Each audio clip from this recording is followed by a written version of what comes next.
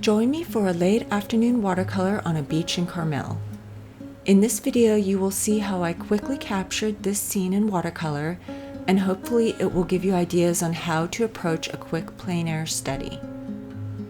It's late afternoon, so the sky has a cerulean that goes into light sunset colors.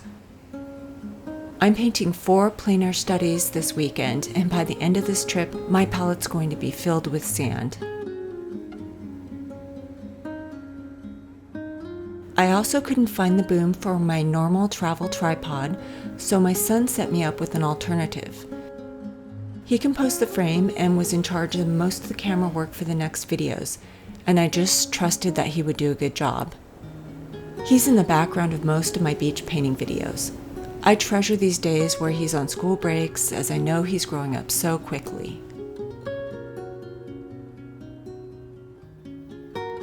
And I realized, due to the fact that I had less control over the filming, that the bigger lessons in this video isn't in the actual painting time, but is in ways that one can adapt to paint on location when things don't go perfectly.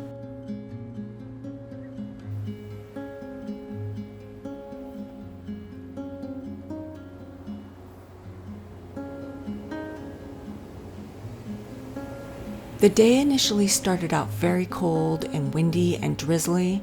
We drove around to look for a location to set up for painting, and I just didn't want to get out of the car. I'm just not made for cold weather, and I have limits that make plein air painting miserable. So in this moment, I decide we're going to drive down to Big Sur, and my son is very mad because, unlike me, he's not fazed by cold weather. He wants to go to the beach and put his toes in the sand and get wet, and he just loves it. So the painting session here happens at the end of the day in the late afternoon.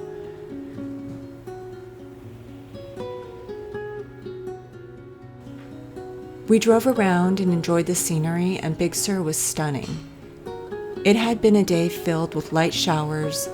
I don't have a setup to paint in the rain, so this was what we were going to do today. But on the way back from the drive from Big Sur, the sun came out. My son had stated that it would be a great time to go to the beach, and could we? And I didn't have any excuses not to at this point. And we were coming right up to the beach that we love the most, and it was 3 p.m. in the afternoon. The sun would be setting soon, as it's also the end of December. So we were lucky that the sun came out and the beach felt warm for December. So that's relative, but I was happy with it. When we unpacked in the beach and I realized that I didn't have the camera boom, and the boom is a long stick that attaches to tripods and it holds a phone for videos. When I couldn't find that, my son searched my travel bag and told me, "Don't worry, Mom, I'll set you up," and he did. He found a solution, focused the frame and framed the video, and I thought, well, if this doesn't turn out well, then it will still be fine.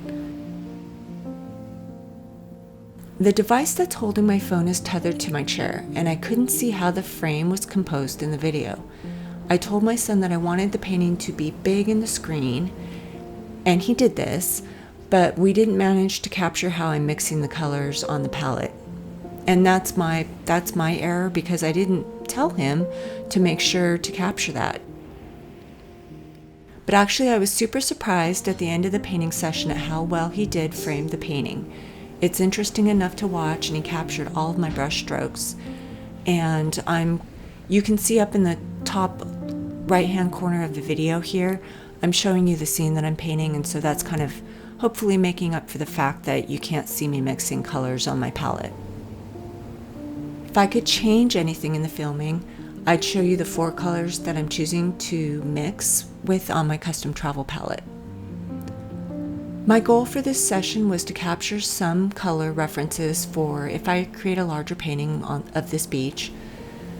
That's one reason to make watercolor sketchbook studies. They are for color references for larger studio paintings. And they can also just be for memories and to enjoy the process of painting. I wanted to keep this painting simple.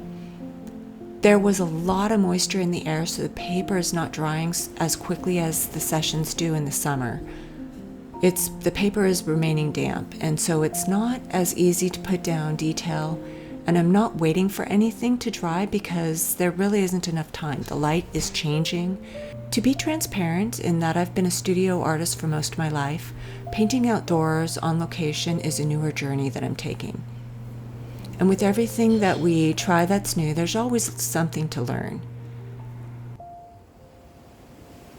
When you are a full-time professional artist, nearly every minute of the day is consumed with either making art for a client, or the artist is thinking of marketing and all the content that needs to be made for that. And by the way, making content for artists is extremely easy. The part that's not so easy is deciding that you're going to sit down and edit all that video, do all the work in Photoshop to make sure everything's done the way you want it to be, and condensing all that content, chopping it up, writing all the copy for it. It's a completely different job with as many hours as it is like when you're actually making art as a product, like making a painting for festivals, making paintings as commissions. In my case, I also make reverse painted glass chandeliers. All that takes time. Well, doing the marketing part is equally time consuming, and it's its own job.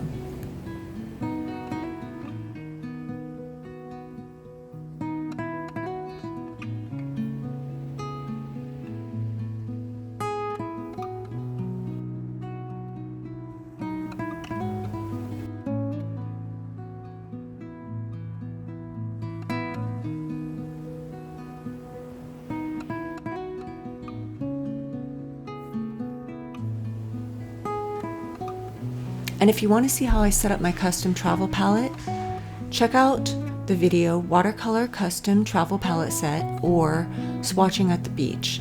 And both of those videos will be linked in the show notes below.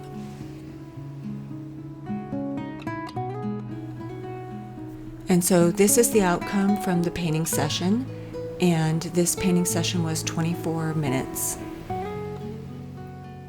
So I had two things I had to overcome. I had to overcome the fact that I wanted to do a video that I was hoping I could make into a tutorial, but my boom wasn't available, so we had to basically make do and improvise, and I had to trust my son. And I also had to make do with the fact that the weather wasn't perfect and ideal. I'd like to give a last shout out to my super helpful and handsome cameraman. Here he is. If you enjoy my videos, please subscribe and hit the bell notification. If you'd like to see more of my art, you can visit my website, floravita.lights.painting, and you'll see my reverse painted glass chandeliers and all of the wall art that I make. I'm a very prolific and very diverse artist.